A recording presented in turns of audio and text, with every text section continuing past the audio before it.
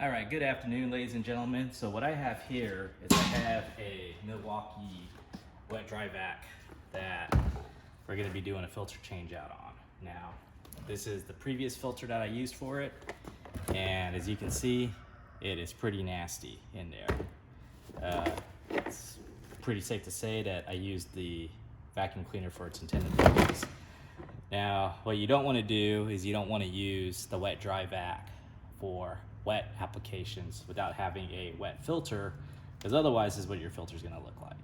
And yeah, it's pretty grody. So I think that's pretty much officially done, and I think it's safe to say that that needs a change out for sure. So fortunately, the change out isn't really all that complicated. All you have to do is get some new filters, and as you can see, the filter did a pretty good job of protecting the motor.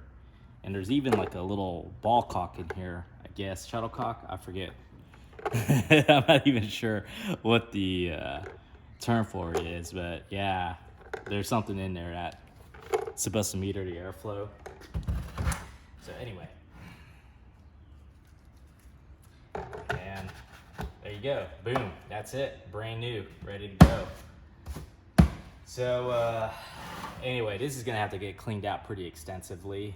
I think I can get away with just scooping it out. I actually don't even have a trash can. So maybe I'm just gonna chill out on this today until I can get some proper disposal facilities. Other than that though, everything's good to go. Thanks a lot.